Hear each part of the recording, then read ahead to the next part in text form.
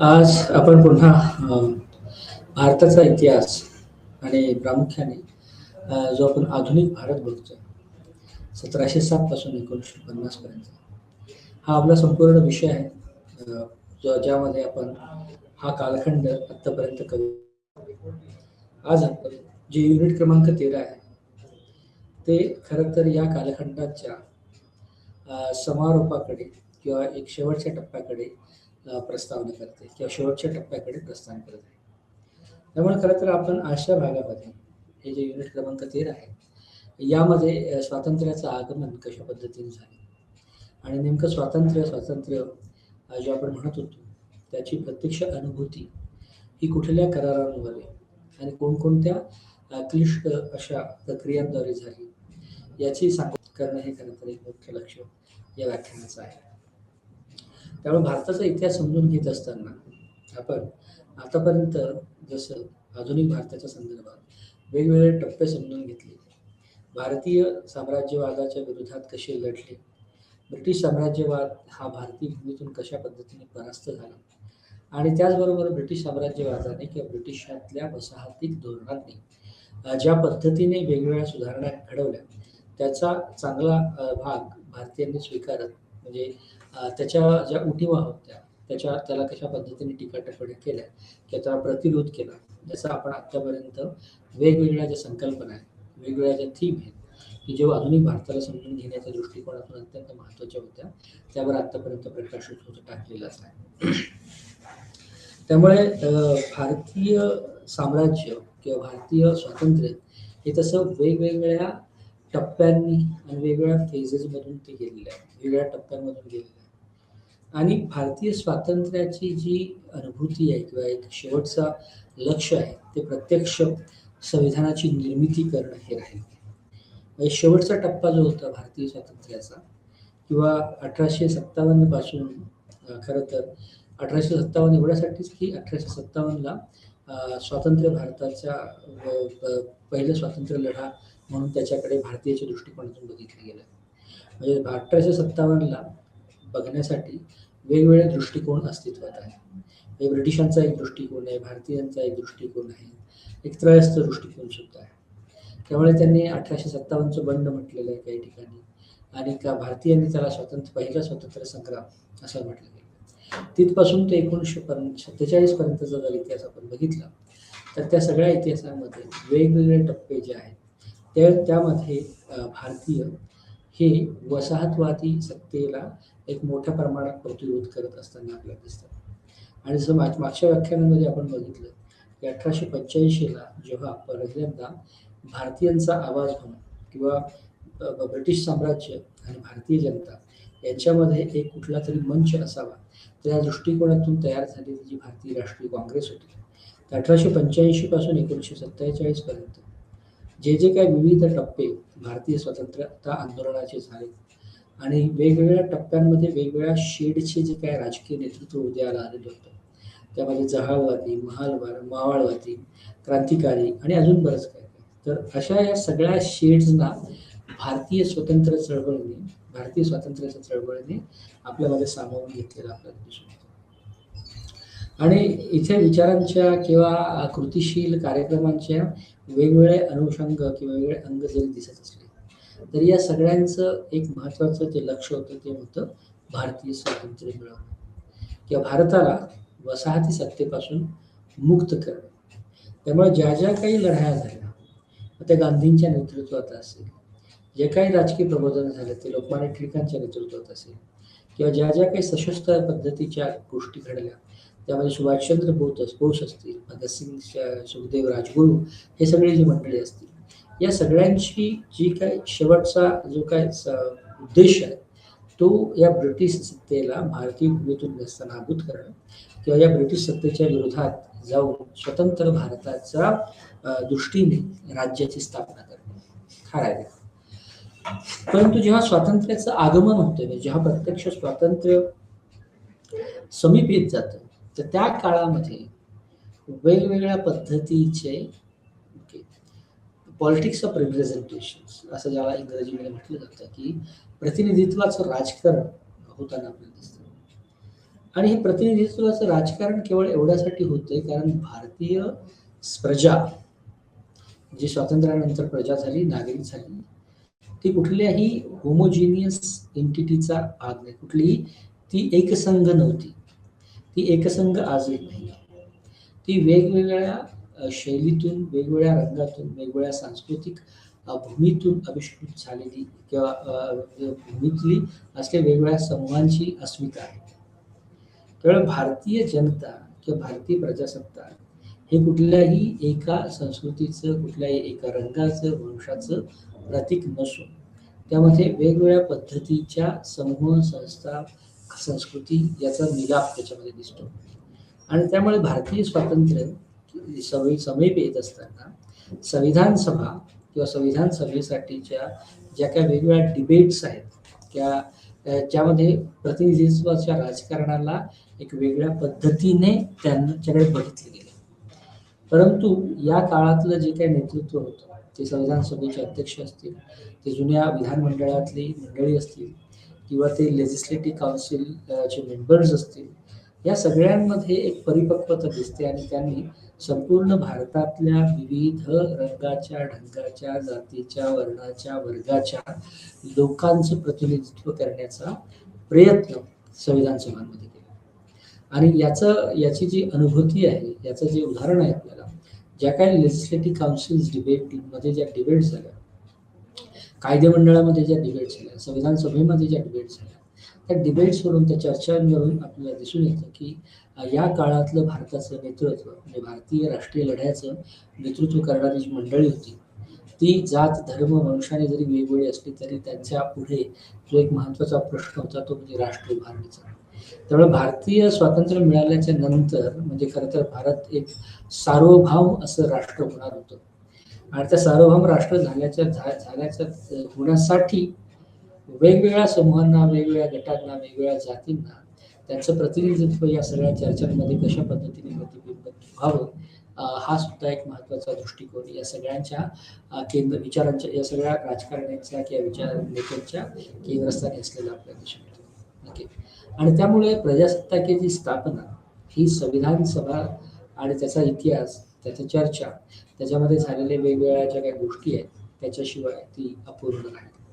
आणि त्यामुळे शेवटचा टप्पा जो आहे म्हणजे भारताचा म्हणजे आधुनिक भारताचा इतिहास समजून घेण्याच्या दृष्टिकोनातून तर शेवटचा टप्पा हा अत्यंत वैचारिकदृष्ट्या ज्वलंत, प्रगल्भ आणि वेगवेगळ्या पद्धतीच्या गोष्टींची नोंद घेणारा तो आहे. त्यामुळे भारतीय राष्ट्रवाद सुद्धा या ठिकाणी उभा राहिलेला आहे.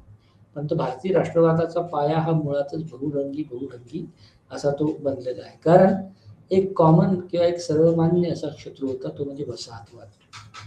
ओके. परंतु वसाहतवादी सत्ता लयास केल्याच्या नंतर नेमकं भारतीय जनतेने कोणत्या पद्धतीनुसार राज्यकारभार करावा, कोणत्या पद्धतीनुसार त्यांचं राष्ट्र बनवावं यासाठी काही लिखित कागदपत्रांची गरज त्या काळातल्या जे काही शेवटचं सरकार होतं त्यांना आणि भारतीयांना होती.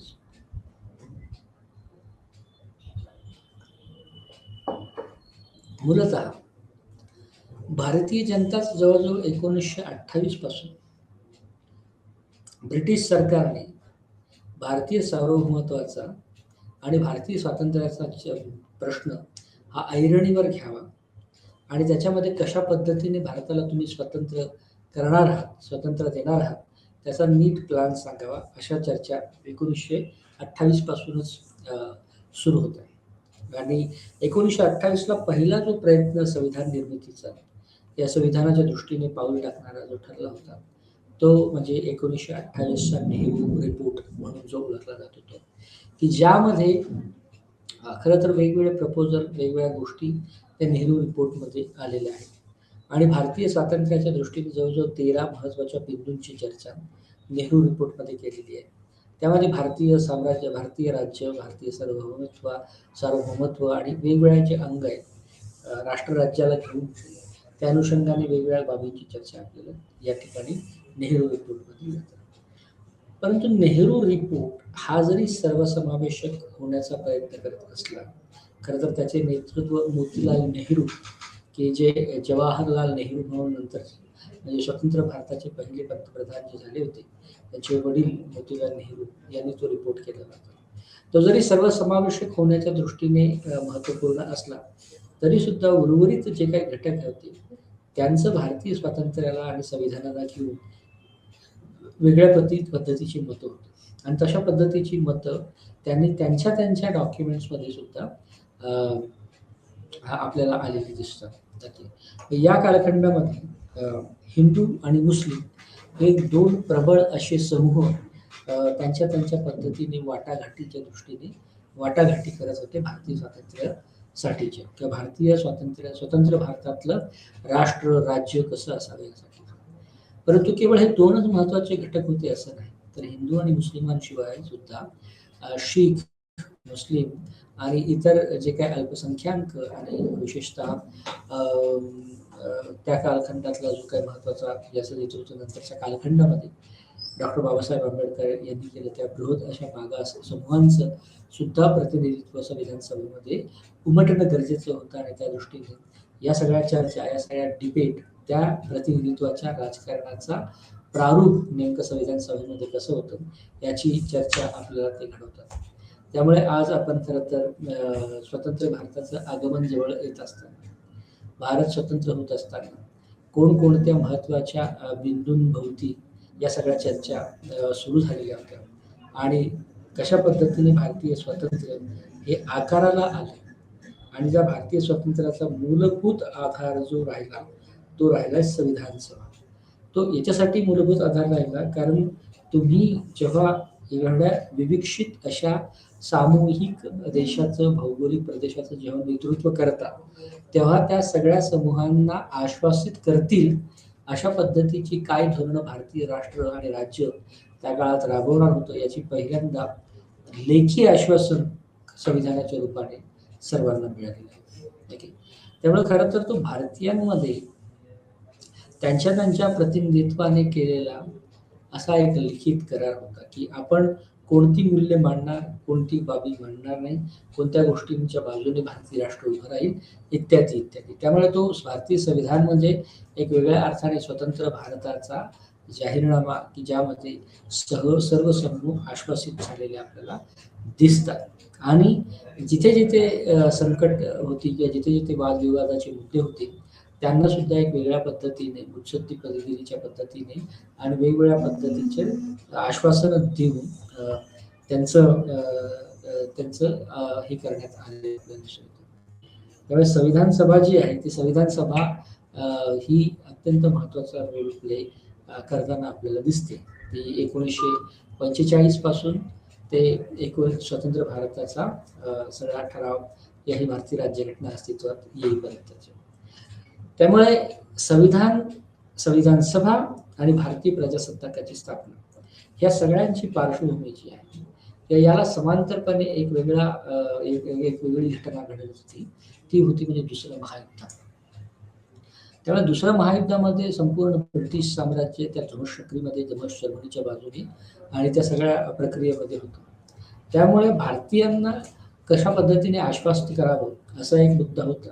तर त्यामध्ये खरं तर 1938 पासूनच वेगवेगळ्या पद्धतीचे जे काही ब्रिटनमधल्या मजूर पक्ष होता, त्या मजूर पक्षाचे जी काही नेते होते ते नेते सुरुवातीपासून भारतीयांना असं आश्वस्त करत होते की जर ब्रिटनमध्ये मजूर पक्षाचं सरकार आलं तर भारताला संपूर्णपणे स्वातंत्र्य देण्यात येईल, भारताचे सार्वभौमत्व टिकवलं जाईल आणि मतदानाच्या अधिकाराने जे काही सरकार येईल त्या दृष्टीने भारताचा कारभार केला जाईल, अशा पद्धतीचे आश्वासन खरं तर मजूर पक्षाचे त्या काळातले नेते ॲटली चे सरकार ते होतं, शेफोर्ड क्रिप्स वगैरे ही सगळी मंडळी मजूर पक्षाचे सरकार होते ते देत होते. त्यामुळे संविधान सभेच्या चर्चांना, संविधान सभेच्या निर्मितीला दुसऱ्या महायुद्धाची एक किनार आहे.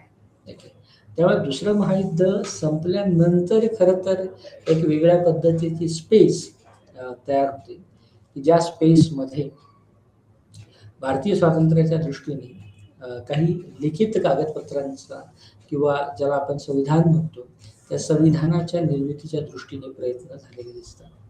अर्थात जे जे काही सरकार ब्रिटनवर सत्तेवर आलं, म्हणजे ते नंतरच्या काळात मजूर पक्षाचं सरकार जरी सत्तेवर आलं तरी त्यांनी काही फार क्रांतिकारक बदल केले असं नाही. तर त्यांनी जुन्या ज्या काही पद्धती होत्या त्याच नव्या स्वरूपामध्ये आणल्या.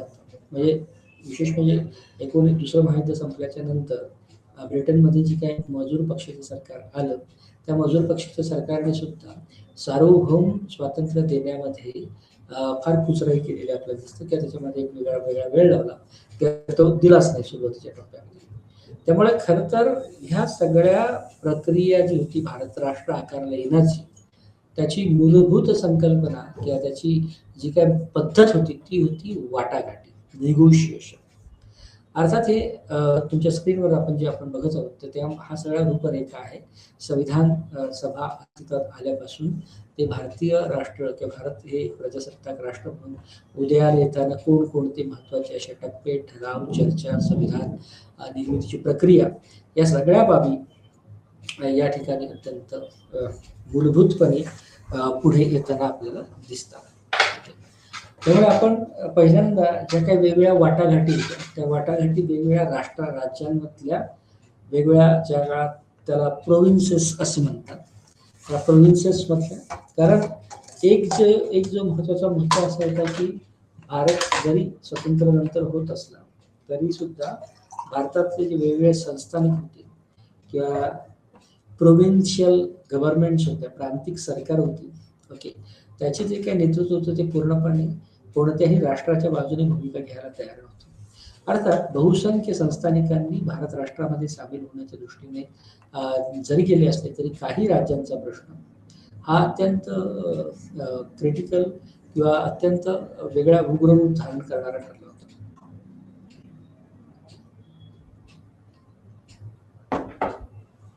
त्यामुळे तशा पद्धतीच्या प्रश्नांची सोडवणूक करणं असो, भारतीय नेतृत्वांमध्ये मतैक्य घडवण्याची प्रक्रिया असो किंवा ब्रिटिशांना आपल्या मुद्द्यांवर काम करायला किंवा आपला मुद्दा रेटून धरत त्याच्यावर भूमिका घ्यायला पार पडण्याची पद्धत असो, या सगळ्यांमध्ये जे निगोशिएशन्स नावाची पद्धत होती तर वाटाघाटी ज्या होती त्या वाटाघाटीने एक महत्वाचा रोल प्ले केला. तर त्यामुळे आपण पहिल्यांदा वाटाघाटीद्वारे सत्तेचं हस्तांतरण कसं झालं ते बघणार.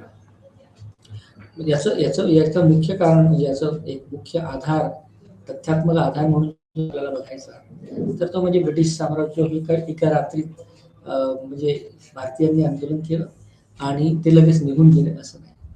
तर त्याला जवळजवळ 20-25 वर्ष ह्या वेगवेगळ्या पद्धतीच्या प्रतिनिधित्वांनी चालवलेल्या वाटाघाटी यामध्ये याच्या पाठीमागे एक रोल किंवा भूमिका प्ले करत होत्या.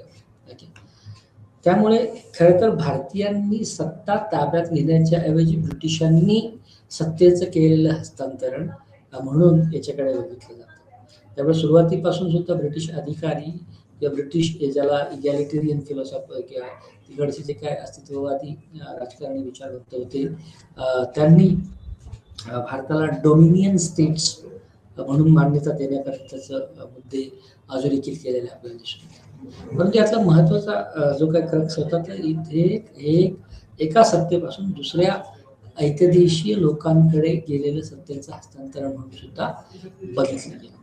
अर्थात हे सत्तेचं हस्तांतरण समजून घेत असताना त्या ठिकाणी दोन महत्वाच्या कृती किंवा दोन महत्वाच्या घटना आहेत की ज्या पूर्णपणे लक्षात ठेवणं गरजेचं आहे. एक म्हणजे याच काळामध्ये जी शिमला परिषद घडली होती, म्हणजे त्याचा कार्यकाळ होता 21 सप्टेंबर 1945. त्यामुळे शिमला परिषद आणि ब्रिटनमध्ये सत्तेवर आलेले मजूर पक्ष, त्यामुळे ब्रिटनमध्ये सत्तेमध्येच श्रमिक गेले. त्यामुळे सत्तेतील श्रमिकांची भूमिका ही नेमकी वसाहतवादाच्या दृष्टिकोनातून काय राहील याचा उल्लेख आपल्याला या बिंदूमध्ये करायचा आहे. नंतरच्या चर्चेमध्ये ही रूपरेखा आहे की आपण कशा पद्धतीने हा सगळा मुद्दा समजून घेण्याचा प्रयत्न करतो. नंतरचा जो मुद्दा आहे की नंतर निवडणुका ह्या ज्या आज भारताच्या अविभाज्य म्हणजे भारताच्या लोकशाहीचा अविभाज्य घटक आहे त्याची सुरुवात आणि त्याला समांतरपणे आलेला जो काही कॅबिनेट मिशन प्लॅन होता त्या प्लॅनची चर्चा आपण या ठिकाणी करणार. नंतर संविधानाची रचना, त्याची रूपरेखा आणि संविधान तयार करण्यासाठी जी एक संविधान सभा नेमली गेली त्याची चर्चा आपल्याला या ठिकाणी करायची. संविधानाचा म्हणजे हे वेगवेगळे प्रतिनिधित्व संविधानाबद्दल, सार्वभौमबद्दल, लोकशाहीबद्दल बोलत असले तरी संपूर्ण संविधानाचा जो मूलधार जो राहिला आहे तो मसुदा राहिलेला आहे संविधानाचा, तो कॉन्स्टिट्युशनल ड्राफ्ट राहिलेला आहे. नक्की त्यामुळे ते पहिल्यांदा तो मसुदा बनवणे ही एक किचकट गोष्ट होती आणि त्यासाठी वेगवेगळे प्रयत्न केलेले आपल्याला दिसून येतात. म्हणजे संपूर्ण संविधान सभेचे अध्यक्ष जरी वेगवेगळे असले तरी मसुदा समिती प्रत्यक्षात ती सगळी घटना वेगवेगळ्या सल्ला मसलतीने जी लिखित स्वरूपात कागदावर आली त्याचे अध्यक्ष नंतर बाबासाहेब आंबेडकर म्हणून ओळखले जातात. की ज्या सगळ्या संविधान सभेच्या चर्चांमध्ये वेगवेगळे जे काही संविधानिक बाबी आहेत, त्या वेगवेगळ्या ज्या काही संविधानिक संस्था आहेत त्या सगळ्यांची निर्मिती आणि त्याविषयीच्या भूमिका, भाष्य आपल्याला त्या ठिकाणी दिसून. त्यामुळे निवडणुकांचे उद्दिष्ट, त्या ठिकाणी केलेले ठराव, या सगळ्या बाबी आपल्या ठिकाणी. पण जर आपण जी चर्चा करणार आहोत संविधान सभेची रचना नेमकी कशी होती, त्याचा उद्देश आणि कार्य कसं होतं, संविधान सभेने सुद्धा आपली भूमिका हळूहळू ज्या पद्धतीने या सगळ्या चर्चा वेगवेगळ्या पद्धतीच्या अंगाने घडत होत्या आणि कोणकोणत्या एखादा विचार प्रवाह जर त्यामध्ये डॉमिनन्स होत होता तर त्या ठिकाणी संपूर्ण संविधान सभेची भूमिका सुद्धा आपल्याला बदलताना दिसत होतं. त्यामुळे संविधान सभा आणि भारतीय संविधान हे खरं तर ज्यांनी म्हणजे जे जे काही अगोदर उपलक्ष किंवा जे काही लक्ष ठरवण्यात आलं होतं की संविधान हे कशी कोणासाठी असणार आहे, तर सामान्य लोकांसाठी, हिंदूंसाठी. ओके, त्यामध्ये अल्पसंख्याक पण असतात, त्यामध्ये वेगवेगळ्या जमाती असतात. या सगळ्यांच्या रक्षणासाठी आणि या सगळ्यांच्या बाजूने कायदे करण्यासाठी सुद्धा संविधानाची निर्मिती करण्यात आली. त्यामुळे एक सामान्य जनता, अनुसूचित जाती, जमाती आणि या सगळ्यांच्या अधिकारांचं रक्षण वेगवेगळ्या कायद्यांद्वारे करणं हे सुद्धा एक महत्वाचं उद्दिष्ट संविधान निर्मितीचं राहिलेलं आपल्याला दिसून येतं. आणि या संविधानावर वेगवेगळ्या पद्धतीचे आक्षेप की जे तथ्यात्मक बाबतीत जरी झाले असले तरी तो आहेत की भारतीय संविधान हे खरं तर जगभरातल्या विविध संविधानातून प्रेरणा घेऊन आणि चांगल्या बाबींची नोंद घेऊन तयार झालेलं संविधान आहे. बरं, ज्या कालखंडामध्ये संविधानाची निर्मिती होते त्या संपूर्ण कालखंडामध्ये वसाहतवादी सत्ता, वसाहतवादी विचार याचं प्राबल्य आपल्याला दिसतो. तर ते जरी असलं तरी सुद्धा त्याला एक वेगवेगळ्या पद्धतीची वसाहतवादी पद्धत त्या सगळ्याशी संबंधित आहे.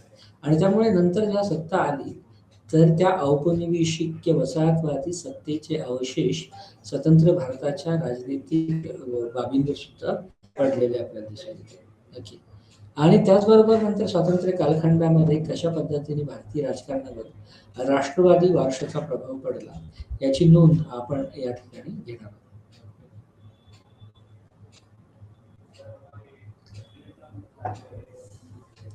त्यामुळे भारतीय संविधानाने जे अधिकार याचं रक्षण केलं त्यामध्ये अल्पसंख्याक, धर्मनिरपेक्षपणा, लोकशाही, ओके, आणि या सगळ्यांचं रक्षण आपल्याला भारतीय संविधानामध्ये झालेलं दिसतं.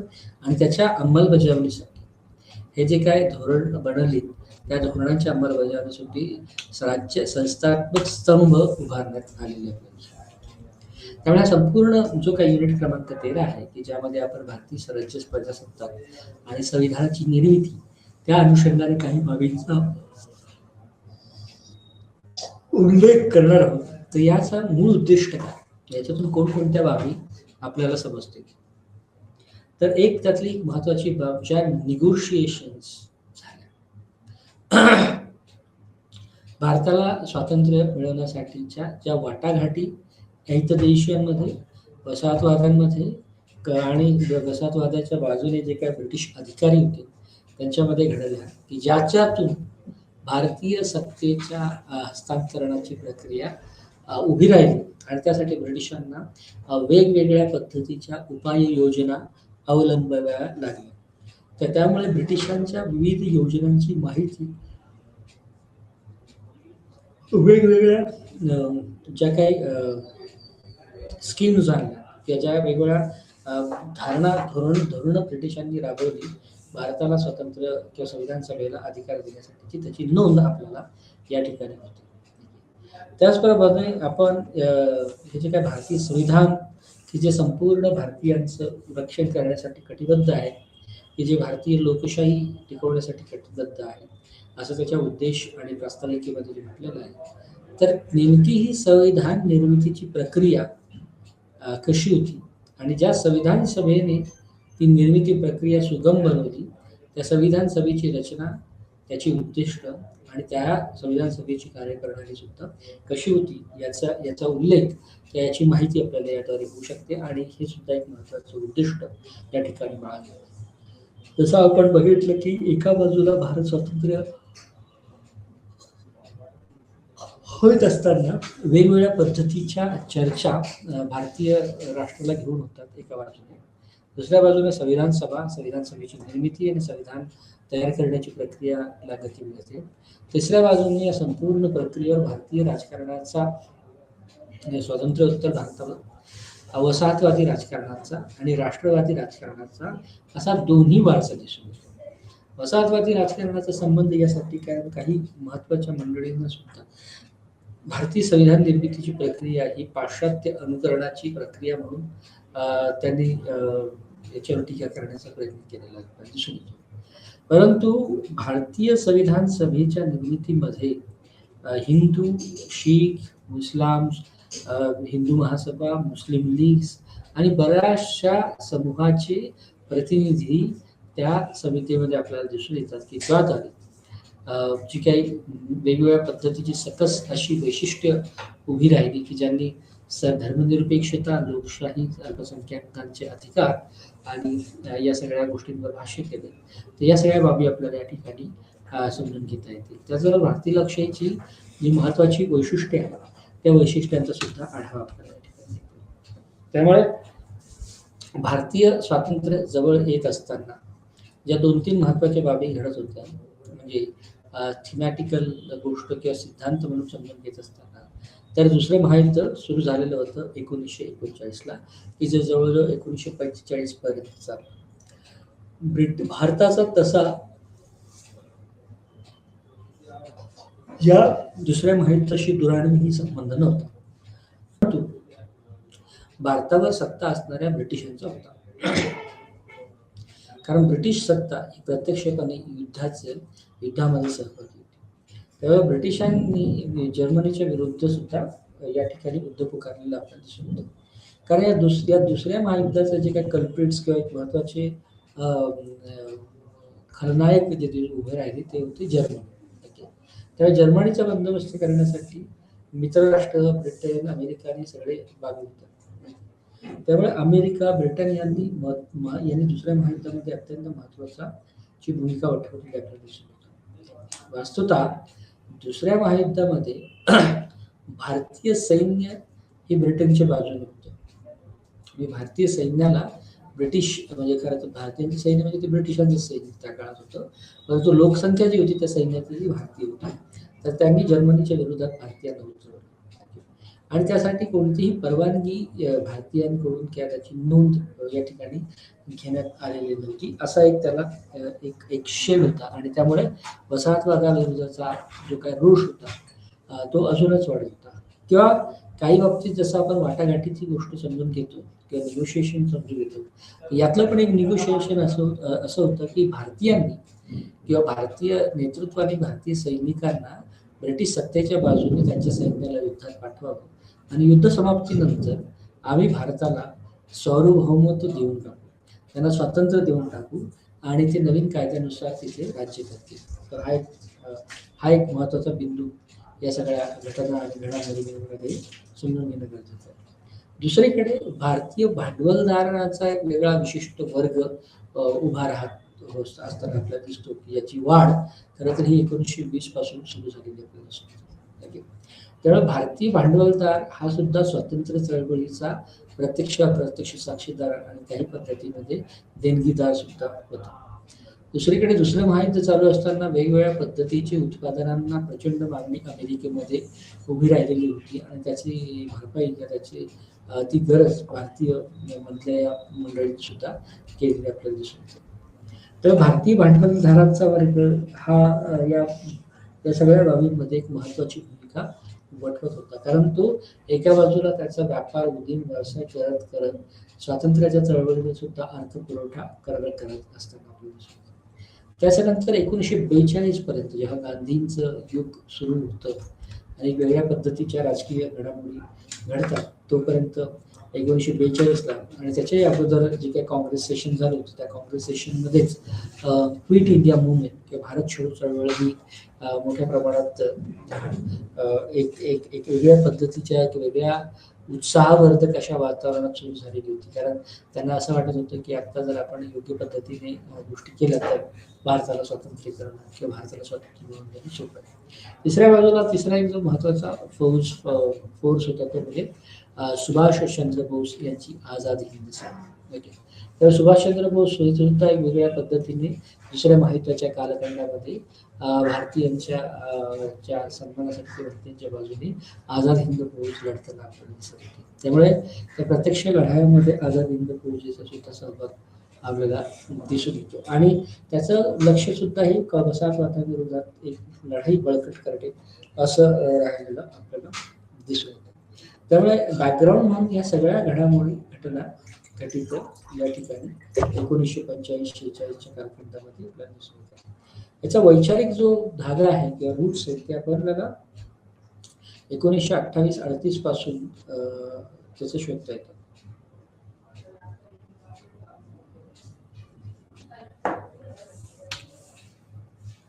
कारण त्या ठिकाणी 1927-28ला जे काही प्रॉमिस केलं होतं आणि नेहरू रिपोर्टमध्ये वेगवेगळ्या पद्धतीच्या धारणा धोरणांची उजळणी त्या नेहरू रिपोर्टमध्ये आपल्याला केलेली आपल्याला दिसून येतं.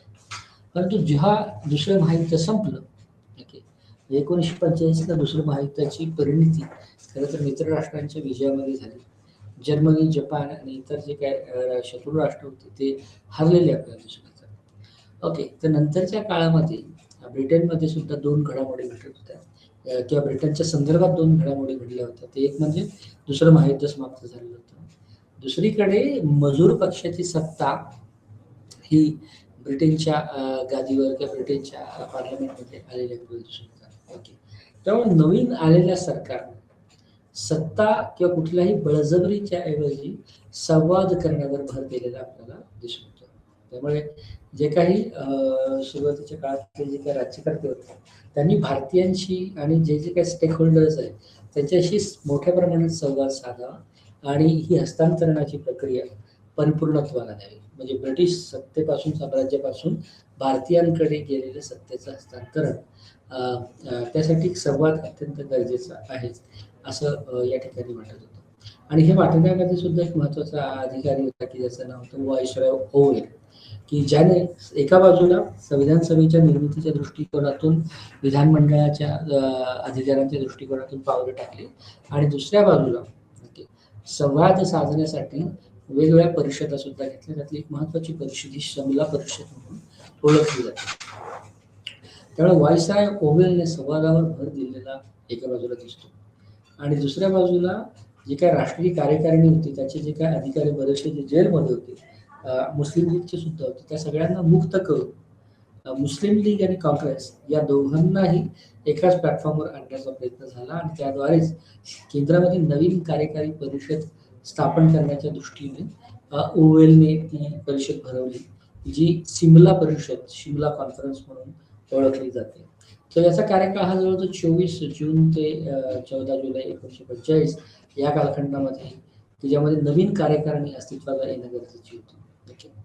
परंतु या ठिकाणी काँग्रेस ज्या समूहांच्या प्रती लढू पाहत होते की ज्याला सवर्ण हिंदू असं म्हटलं गेलं, ओके, परंतु काँग्रेसने एक मुद्दा या सगळ्या परिषदेमध्ये जे काही चर्चा आल्या त्याच्यामध्ये स्पष्ट केला होता की सवर्ण हिंदूंच्या बाजूंच्या ऐवजी काँग्रेस ही संपूर्ण जनतेच्या प्रतिनिधित्वाच्या बाजूने राहील. म्हणजे ती स्वतःला हिंदू म्हणून घेणार नाही, तर ती या सगळ्या प्रजासत्ताकाच्या पद्धतीने काम करेल किंवा तशा पद्धतीचं ओरिएंटेशन तिचं असेल. दुसऱ्या बाजूला काँग्रेस ही एक प्रमुख दावेदार या सगळ्या चर्चेतली आहे आणि त्यामुळे मुस्लिम लीग जी होती त्या लीगने सुद्धा या सगळ्या शिमला परिषदेकडे त्यांच्या स्वतःच्या जे काही निगोशिएशन्स होतं त्याच्याद्वारे बघितले गेलं आणि त्यामुळे खरं तर जे काही वॉवेल आणि जे काही अधिकारी होते त्यांना या ठिकाणी एक भूमिका घेणं गरजेचं होतं आणि ती भूमिका पुन्हा या सगळ्यांचे जे कन्सर्न्स होते ते ॲड्रेस करून घेणं गरजेचं होतं. परंतु या ठिकाणी एक गोष्ट स्थापित झाली, काँग्रेस जरी प्रबळ राजकीय पक्ष म्हणून उभा राहिला तरी मुस्लिम लीग किंवा लीग ही सुद्धा एक महत्वाची दावेदार या सगळ्या चर्चा विश्वामध्ये मधली राहिलेली आपल्या देशामध्ये. कारण नंतरच्या कालखंडामध्ये काँग्रेस आणि ब्रिटिश जे जे काही प्रपोजल मांडत होते त्याला मुस्लिम लीगने पूर्णपणे विरोध दर्शवलेला आपल्या देशात आणि ब्रिटिशांनी सुद्धा मुस्लिम लीगच्या बाजूने बऱ्याचशा गोष्टी केल्या किंवा त्यांचं मत विचारात घेणं हे संविधान सभेचे किंवा जे काही चर्चाचं मंडळ आहे त्याची एक अत्यंत महत्वाची गरज आहे म्हणून असं त्याच्याकडे बघितलं गेलं. आणि त्यामुळे हा जो काही मुद्दा होता हे ज्या काही वाटाघाटी करण्याचं वोवेलने ठरवलं होतं शिमला परिषदेमुळे त्याला अपेक्षित यश आलं नाही. त्यामुळे वोवेलने जी भरवलेली परिषद होती ती भंग केली, त्यामुळे ती डिझॉल्व्ह करून टाकण्यात आली, त्यामुळे शिमला परिषद पूर्णपणे भंग केली. परंतु या प्रक्रियेमध्ये मुस्लिम लीगला एक वेटेज सगळ्या या वाटाघाटीच्या राजकारणामध्ये आलेलं दिसून येतं आणि ब्रिटिशांनी सुद्धा त्यांचं मत निर्णायक आहे अशा पद्धतीने संदेश किंवा अशा पद्धतीची कार्यपद्धती अवलंबली आहे. दुसरीकडे ब्रिटनमध्ये जसं आपण आतापर्यंत समजून घेतलं की लेबर पार्टीची सत्ता ग्रहण झालेली होती. लेबर पार्टीचा उल्लेख यामध्ये एवढ्यासाठीच की लेबर पार्टीने भारतीयांना आश्वस्त करण्याचा प्रयत्न केला होता की जर सत्तेमध्ये ब्रिटनमध्ये ब्रिटिश लेबर पार्टी किंवा मजूर पक्षाचे सरकार आलं तर ते भारतीयांना वेगळ्या पद्धतीचं सार्वभौम प्रजासत्ताक देईल. परंतु जेव्हा प्रत्यक्ष सरकार मजूर पक्षाचं त्या ठिकाणी आलं तेव्हा जे कोणत्याही सरकारने केलं होतं तशा पद्धतीचे त्याने सरकार चालवण्याचा प्रयत्न केला की जे एकली सरकार म्हणून ओळखलं गेलं. त्यामुळे त्यांनी भारतीय विधानमंडळाच्या निवडीचे आदेश 21 ऑगस्ट 1945 ला दिले आणि निवडणुकांच्या दृष्टीने पाऊल टाकले. अर्थात निवडणुका ह्या अगोदर होतच होत्या, म्हणजे अर्थात शेवटची निवडणूक 1934 आणि 1937 या 2 निवडणुका झालेल्या होत्या, त्यानंतर कुठलीही निवडणूक झालेली नव्हती. ओके, त्यामुळे पुन्हा त्या निवडीचे अधिकार देऊन जुना जो शिरस्ता होता तोच या मजूर पक्षाच्या सरकारने सुद्धा पुढे चालू ठेवलेला आपल्याला दिसून येतो.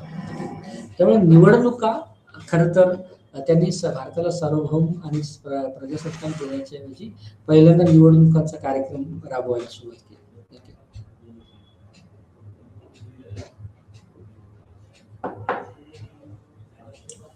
त्यामुळे 1938 चा मोतीलाल नेहरू रिपोर्ट, 1935 चा भारतीय कायदा, 1934 आणि 37च्या निवडणुका आणि त्यानंतर डायरेक्ट 1945-46च्या निवडणुका, अशा खरं तर तो निवडणुकाचा कार्यक्रम आपल्याला दिसून येतो. अर्थात या सगळ्या निवडणुकांमध्ये जे काही गैर मुस्लिम प्रांत होते त्यामध्ये काँग्रेसला प्रचंड बहुमत मिळाले आपल्याला दिसून येतं आणि त्यामुळे जवळजवळ 91% मतांचा हिस्सा हा काँग्रेसकडे गैर मुस्लिम प्रांतांमध्ये उभा राहिलेला आपल्याला. परंतु याचा अर्थ मुस्लिम लीग जी आहे ती काही कमजोर या ठिकाणी होती असं नाही. तर ज्या ज्या भागामध्ये मुस्लिम लोकसंख्या मुस्लिम बहुसंख्याकांनी होती त्या ठिकाणी मुस्लिम लीग ही अत्यंत प्रबळ ठरली आणि मुस्लिम लीगला सुद्धा एक अत्यंत चांगल्या पद्धतीची मत हे मुस्लिम प्रांतांमध्ये मिळालेली दिसून येतात. आणि त्यामुळे खरं तर सिंध, बंगाल आणि या सगळ्या प्रांतांमध्ये मुस्लिम लीगने स्वतंत्र मंत्रिमंडळाची स्थापनाच केली, एवढी प्रबळ मुस्लिम लीग झालेली आपल्याला. त्यामुळे 1945-46 ला ज्या काही निवडणुका झाल्या त्या निवडणुकांमध्ये काँग्रेस आणि मुस्लिम लीग ह्या सुद्धा लीग याला एक महत्व आहे. परंतु त्याच पद्धतीने 1945-46च्या निवडणुका एका बाजूला करत असताना या सगळ्या जनतेच्या वतीने आणि संविधान निर्मितीच्या बाजूने भारतीयांनी स्वातंत्र्य कसं घ्यावं, म्हणजे हे स्वातंत्र्य कसं आणायचं याची जबाबदारी भारतीयांनीच, अशा पद्धतीचं एक मत ब्रिटिश साम्राज्याचं किंवा ब्रिटिशांचं सुद्धा होतं. आणि त्या दृष्टीने त्यांनी कॅबिनेट मिशनचा प्लॅन आणलेला होता. याच्या अगोदर हे स्वातंत्र्य कशा पद्धतीने अवतीर्ण होईल या दृष्टीने सायमन कमिशन भारत भेटीवर आलेला अगोदर होतं. त्यावेळेस सायमन कमिशनने बरेचसे मुद्दे नोंदवले होते काही, आणि त्याच्याबद्दल बरेचसे मतभेद सुद्धा होते. त्यामुळे एका बाजूला सायमन कमिशनचे मुद्दे, एका बाजूला नेहरू रिपोर्ट, नंतर 1930च्या नंतर ज्या काय 3 महत्वाच्या गोलमेज परिषदा झाल्या, या सगळ्या पार्श्वभूमीवर कॅबिनेट मिशन्स प्लॅन्स अस्तित्वात येतो की जे पुन्हा नव्याने भारतीयांना वेगळ्या पद्धतीचं आश्वस्त करणारं असं ते मिशन म्हणून त्याच्याकडे बघितलं गेलं, आणि भारतीयांच्या वेगळ्या बाबी काय ते कसं बघायचं. त्यामुळे या कालखंडामध्ये निवडणुका या महत्वाच्या भाग बनल्या. काँग्रेसला कळण्यात आलं की त्यांच्याकडे गैर प्रांतात निवडून येण्याची क्षमता आहे. मुस्लिम लीगला कळलं की मुस्लिम प्रांतामध्ये ते लढू शकतात. त्याचबरोबर डॉक्टर बी आर आंबेडकर की जे नंतरच्या काळामध्ये मसुदा समितीचे अध्यक्ष होते, त्यांनी सुद्धा बंगालमधून निवडणूक लढवलेली आपल्याला दिसून येते, ते अल्पसंख्याक आणि या सगळ्या मुद्द्याच्या संदर्भात. त्याच्यानंतर ते पुन्हा बॉम्बे काँग्रेस किंवा बॉम्बे प्रेसिडेन्सीमधून निवडणूक लढतात. त्यामुळे निवडणुका ह्या भारतीयांचं प्रतिनिधित्व करण्याच्या दृष्टीने या ठिकाणी महत्वाच्या मानल्या गेल्या, आणि हे रिप्रेझेंटेशनचं जे पॉलिटिक्स आहे ते प्रत्यक्ष निवडणुकातून कशा पद्धतीने अवतीर्ण होईल अशी चर्चा या ठिकाणी होत होती. त्यामुळे वेगवेगळ्या समूहांना निवडणुकांच्या द्वारे त्यांची कार्यप्रणाली आणि कार्यपद्धती उभी करण्याची स्पेस या ठिकाणी मिळाली. आणि त्यामुळे पुढचा जो टप्पा होता जो ॲटली सरकारचा च्याच सगळ्या कालखंडामध्ये महत्वाचा होता, ज्याची आणि ही जी प्रक्रिया होती ती काय 1947-46ची अचानकची प्रक्रिया होती. जसं आपण सांगितलं की 1928 पासून ह्या सगळ्या प्रक्रिया सुरू होत्या. 1935ला जोपर्यंत भारतीय त्यांचं संविधान बनवत नाही तोपर्यंत 1935च्या कायद्यान्वयेच वेगवेगळे प्रांतिक मंडळं अस्तित्वात आली, त्याच्या निवडणुका अस्तित्वात आल्या. प्रोव्हिन्शियल गव्हर्नमेंटमध्ये काँग्रेस, मुस्लिम लीग आणि इतर अपक्ष यांनी निवडणुका लढवल्या. त्यामुळे सगळीकडे निवडणुका आणि संविधानांची निवडणुकांमुळे प्रतिनिधित्व मिळालं, आणि त्याचबरोबर संविधान निर्मितीची प्रक्रियेने सुद्धा वेग घेतलेला दिसून येतो. त्यामुळे संविधान सभाची स्थापना खरं तर या इटली सरकारने केलेली आपल्याला दिसून येते की ज्यातून संविधान सभेची निर्मिती झाली. त्यावेळेस संविधान सभेमध्ये वेगवेगळ्या पद्धतीची लोक त्यामध्ये सहभागी होते. त्यामध्ये पंडित त्यामध्ये जवाहरलाल नेहरू, त्याच्यामध्ये जिन्ना आणि इतर बी आर आंबेडकर आणि बरीच लोक त्या संविधान सभेचा भाग होते. त्याच पद्धतीने निवडणुकीमध्ये सुद्धा ते वेगवेगळे, म्हणजे जर समजा पंतप्रधानांचा म्हणजे जवाहरलाल नेहरूंच्या एका बाजूला ते भारताचे महत्वाच्या निवडणूक प्रक्रियेतून जाऊन सुद्धा दुसरीकडे ते या सगळ्या संविधान सभेचे अध्यक्ष किंवा संविधान सभेचे महत्वाचे घटक सुद्धा. डॉक्टर बाबासाहेब आंबेडकर हे ड्राफ्टिंग कमिटीचे किंवा मसुदा समितीचे अध्यक्ष होते. त्याचबरोबर ते प्रांतिक मंडळामध्ये किंवा प्रांतिक विधिमंडळामध्ये लेबर मिनिस्टर म्हणून सुद्धा होते. त्यामुळे ह्या ज्या काही दोन वेगवेगळ्या पातळ्या चालू होत्या की एका बाजूला ही सगळी महत्वाची भारतीय राष्ट्रवादी चळवळीची नेते हे ब्रिटिश त्या सगळ्या निवडणुकीच्या पार्श्वभूमीवर वेगवेगळ्या पद्धतीने त्या मंत्रिमंडळात, केंद्रीय मंत्रिमंडळात होते, आणि दुसऱ्या बाजूला संविधान रचना किंवा संविधान समितीमध्ये सुद्धा आपल्याला दिसतात. त्यामुळे निवडणुका ह्या अत्यंत महत्वाच्या या ठिकाणी दिसून येतात. त्यामुळे परंतु जसं आपण बघितलं की सुरुवातीला इंट्रोडक्शन मध्ये की या सगळ्या प्रक्रियेमध्ये मोठ्या प्रमाणामध्ये भारतीय भांडवलदारांचा वर्ग सुद्धा उभा राहिलेला दिसतो, आणि या सगळ्या निवडणुका सुद्धा विशिष्ट समूहांसाठी होत्या. सर्वसामान्य म्हणजे मतदाराचा अधिकार सगळ्यांनाच बहाल करण्यात आलेला नव्हता, तरी सुद्धा या सगळ्या ज्यांनी हे सगळे मुद्दे अस्तित्वात आणले त्यांनी संपूर्ण भारतीयांच्या वतीने किंवा संपूर्ण भारताचं प्रतिनिधित्व करण्याच्या दृष्टीने पावलं उचललेली आपल्याला दिसून येतात. परंतु नंतर संविधानाचा मसुदा तयार करणारी समिती स्थापन केली, आणि या सगळ्या ज्या विकासाच्या प्रक्रिया आहेत किंवा डेव्हलपमेंट्स घडून येतात त्या खरं तर 1947 पासून ते 1949 या कालखंडापर्यंत दिसतात. त्यामुळे जवळजवळ भारतीय संविधानाचा मसुदा तयार करण्यासाठी जवळजवळ 2 वर्षाचा कालखंड आपल्याला या ठिकाणी लागलेला दिसून येतो. ज्यामध्ये मग निवडणुका, त्याचे उद्दिष्ट, संविधान सभेची रचना, त्याचे उद्देश, त्याचे कार्य, या सगळ्यांची चर्चा आपल्याला दिसते. संविधान सभेमध्ये सुद्धा घमासान चर्चा ठिकाणी या ठिकाणी दिसतात, कारण ते प्रतिनिधित्वाचं जे काही राजकारण निवडणुकांद्वारे आलेलं होतं, त्याचं प्रत्यक्ष संविधानामध्ये त्याची परिणती व्हावी यासाठी सुद्धा संविधान सभा ही मुळातच चर्चांसाठी ओळखली गेलेली दिसते. आणि ती वेगवेगळ्या घटकांच्या, वेगवेगळ्या बाबींच्या, वेगवेगळ्या लोकांच्या रक्षणाची गोष्ट म्हणून किंवा प्लॅटफॉर्म म्हणून, मंच म्हणून सुद्धा उभा राहतात आपल्याला दिसतो. आणि त्यामुळे शांततापूर्ण सहअस्तित्व, वेगवेगळ्या लोकांचे मुद्दे समजून घेणं, हे संविधान सभेची रचनेचा एक महत्वाचा व्याप होता. त्या संविधान सभेची भूमिका ही खरं तर 1946 पासून 1949 या कालखंडामध्ये सतत किंवा बदललेली दिसते. जशा नवीन पद्धतीच्या तथ्य समोर येत गेले संविधान सभेमध्ये वेगवेगळ्या समूहांकडून, म्हणजे मुस्लिम लीग असेल, काँग्रेस असेल, नंतरच्या कालखंडामध्ये वेगवेगळे मजूर पक्ष असतील, किंवा नंतर बाबासाहेब आंबेडकर यांचाही पक्ष असेल, या सगळ्यांनी महत्वाची भूमिका संविधान सभेमध्ये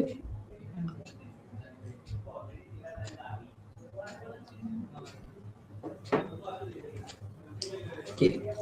त्यामुळे याचा जो अभ्यासाची समिती आहे, या सगळ्या संविधानाचं जे काय समिती आहे, सभा आहे, तिचा अध्यक्ष राजेंद्र प्रसाद होते, मसुदा समितीचे अध्यक्ष डॉक्टर बाबासाहेब आंबेडकर होते. त्यांच्या जोडीला 7-8 जणांच्या वेगळ्या महत्वाची सदस्य मंडळी होती. त्यांनी जगभरातल्या वेगवेगळ्या संविधानांचा अभ्यास करून भारतीय संविधान निर्मितीच्या प्रक्रियेमध्ये मोलाची भूमिका घेतली. कारण ब्रिटिशांचा जो अप्रोच होता की तुमचं संविधान तयार करणे ही तुमची जबाबदारी राहील वगैरे, अशी ती भूमिका होती. आणि त्यामुळे खरं तर त्यांनी म्हणजे भारतीयांनी ब्रिटिशांसोबत सुद्धा या मुद्द्यांवर निगोशिएट केलं. भारतातल्या इतर जे काही वेगवेगळे समूह होते त्यांच्या सुद्धा मध्ये समूह त्यांच्या सोबत सुद्धा या सगळ्या वाटाघाटी होत होत्या. त्यामुळे भारतीय संविधानाने जे काही कळीचे मुद्दे होते त्यांना आश्वस्त केलं. म्हणजे धर्म किंवा सवर्ण हिंदू असे शब्द वापरावे नाही, त्याच्याऐवजी नागरिक वगैरे असे सगळ्या मुद्दे याच्यामध्ये होते. परंतु संविधानाने धर्मनिरपेक्षता, अल्पसंख्याक, जमाती आणि हे सगळे जे काय नंतरच्या कालखंडामध्ये जे काही संस्थानिक होते किंवा वेगवेगळ्या पद्धतीचे एक वेगळ्या आयडेंटिटीज होत्या, ट्रायबल्स म्हणून वगैरे, त्यासाठी आर्टिकल 370, 371 अशा पद्धतीने त्यांना संविधानिक दृष्टीने अधिकार देण्याचा प्रयत्न संविधानाने केलेला आपल्याला दिसून.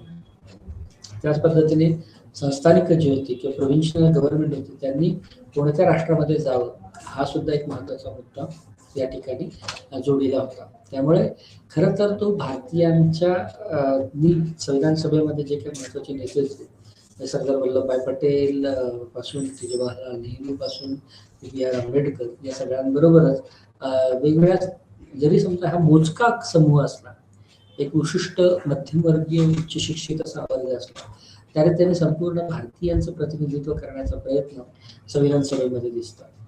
आणि त्यामुळे भारतीय संविधानामध्ये या सगळ्या समूहांच्या स्वप्नांचं प्रतिनिधित्व, या सगळ्यांच्या अपेक्षांचं प्रतिनिधित्व उमटलेलं आपल्याला दिसून येतं. आणि शेवटी नंतर ही प्रक्रिया 21 सप्टेंबर 1946 पासून सुरू होते, की जवळजवळ 26 नोव्हेंबर 1949 ला भारतीय राज्यघटनेचा एक मसुदा पूर्णपणे तयार होतो. आणि तो 26 नोव्हेंबर 1949 ला तो त्या संविधान सभेमध्ये पारित केला जातो. त्यामुळे जी काही संविधानाची अर्पण पत्रिका आहे, सरनामा आहे, ते संविधान सभेचे सदस्य हे ते स्वतःला आणि भारतीय राष्ट्रातल्या जनतेला तो अर्पण करतात. आणि नंतर प्रत्यक्ष अंमलबजावणी 26 जानेवारी 1950 पासून त्या भारतीय संविधानाची होते, की जो भारतीय संविधान हे खरं तर भारतीयांच्या वेगवेगळ्या जमाती, समूह, जाती, धर्म यांच्यामधला एक लिखित करार म्हणून तो बघितला गेला. तो भारतीय राष्ट्राचा पाया म्हणून बघितला गेला. स्वतंत्र भारताचं एक लिखित डॉक्युमेंट्स म्हणून त्याच्याकडे बघितलं गेलं. आणि ज्याच्या आधारावर संपूर्ण भारतीय राहिलेलं आहे, राजकारण झालेलं आहे. त्या सगळ्यांमध्ये औपनिवेशिक पद्धतीचे अवशेष त्या ठिकाणी राहिल्याचे टीका सुद्धा काही ठिकाणी होती. आणि स्वतंत्र राजनीतिकतेचे अवशेष सुद्धा, त्यामुळे ही एक मिश्र प्रणाली भारतीय संविधानाने किंवा मिश्र पद्धत भारतीय संविधानामध्ये मुळे तयार झाल्याचे आपल्याला दिसून येतात.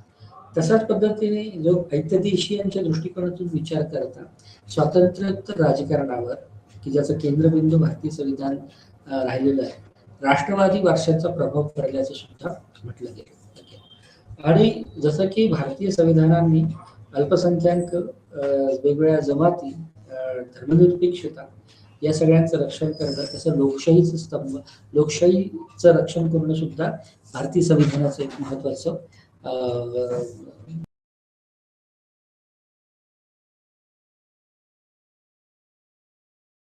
स्तंभ, डोलारा उभा करण्यासाठी वेगळ्या संस्थात्मक स्तंभ सुद्धा गरजेचे होते, की जे नंतरच्या कालखंडामध्ये न्यायपालिका, वर्तमानपत्र, मीडिया या सगळ्याच गोष्टी, या सगळ्या बाबी या संस्था म्हणून उभ्या राहिल्या. आणि नंतरच्या आलेल्या म्हणजे स्वतंत्र भारतात तयार झालेल्या, स्वतंत्र भारताचे पंतप्रधान म्हणून उभ्या राहिलेल्या जवाहरलाल नेहरूंनी या सगळ्या बाबींचं काटेकोरपणे पालन करण्याचा प्रयत्न केलेला आपल्याला दिसून येतं. भारतीय जनतेला आश्वस्त करण्याचा प्रयत्न केला.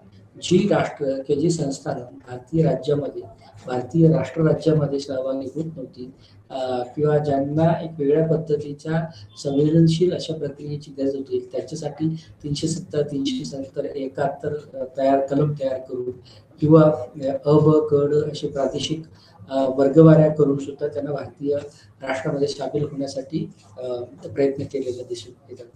आणि अशा पद्धतीने मग भारतीय संपूर्ण राष्ट्राचा डोलारा उभा राहिला आणि संविधान हा त्याचा पाया ठरला. यामध्ये अजून बरेचसे मुद्दे जे वेगवेगळ्या संदर्भामध्ये समजून घेणं गरजेचं आहे, पण आपण आज इथे थांबू. नमस्कार.